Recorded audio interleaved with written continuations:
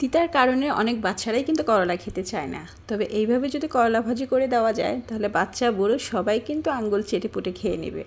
আসসালামু আলাইকুম, কেমন আছেন আপনারা? আমি আল্লাহর রহমতে অনেক ভালো আছি। আপনাদের জন্য আজকে আবার নতুন আরেকটা রান্নার ভিডিও নিয়ে হাজির হয়ে গেলাম।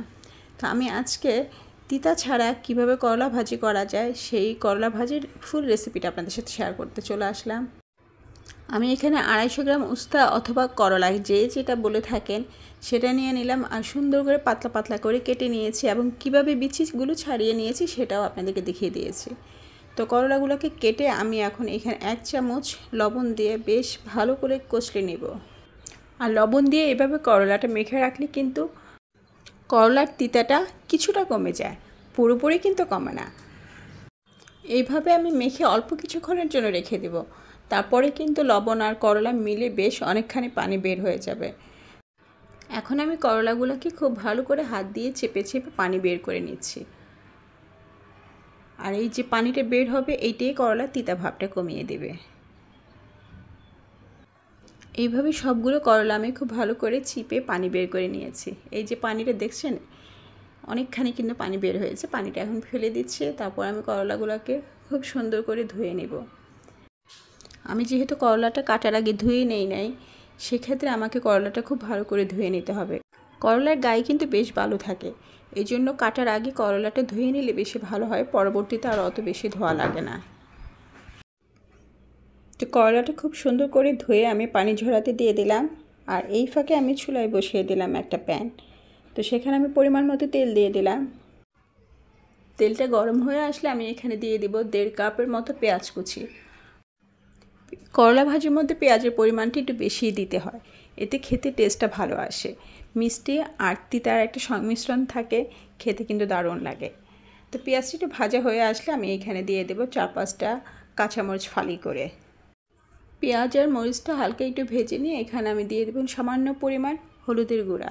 আর করলা ভাজির মধ্যে কিন্তু হলুদের গুঁড়া বেশি দিলে করলার কালারটা নষ্ট হয়ে যায়, দেখতে একদম ভালো লাগে না।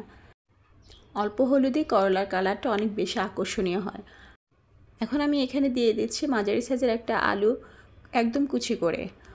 অনেকেই করলা ভাজির মধ্যে আলু খেতে চায় না, সেই ক্ষেত্রে কিন্তু পেঁয়াজের পরিমাণটা আরও বেশি করে দিতে হবে। তবে আলু দিলেও কিন্তু বেশ মজা লাগে। তো এখন আমি এখানে দিয়ে দেব সামান্য পরিমাণে লবণ, কারণ আমি কিন্তু করলাটা যখন লবণ দিয়ে মেখে রেখেছি তখনই করলার ভিতরে কিছুটা লবণ ঢুকে গিয়েছে, সেই ক্ষেত্রে কিন্তু পরবর্তীতে লবণের পরিমাণটা বুঝে শুনে দিতে হবে।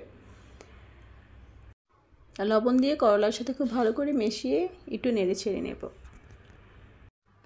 আরেকটা জিনিস, করলার মধ্যে কিন্তু তেলের পরিমাণটাও একটু বেশি দিতে হয়।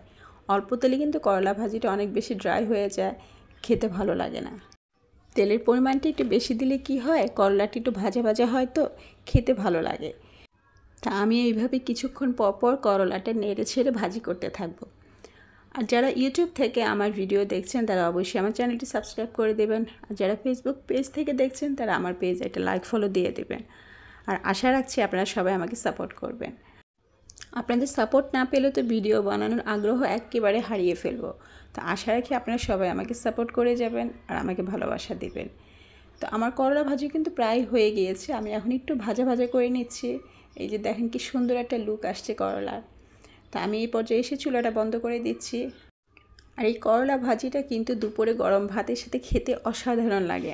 আমার ছেলে কিন্তু আগে করলা ভাজি খেত না, তো তাকে একদিন বুঝিয়ে সুজিয়ে খাইয়ে এখন এমন ফ্যান হয়ে গিয়েছে, এখন সে খেতে বসলে বলে আম্মু করলা ভাজি করেছো। তো আমার করলা ভাজির রেসিপি আপনাদের কেমন লেগেছে তা অবশ্যই আমাকে কমেন্টস করে জানাবেন। রেসিপি ভালো লাগলে ভিডিওটি লাইক শেয়ার দিয়ে দেবেন আর অন্যদিকে দেখার সুযোগ করে দেবেন। তো আজকের মতো এখানে বিদায় নিচ্ছি, সবাই ভালো থাকবেন। আল্লাহ হাফেজ।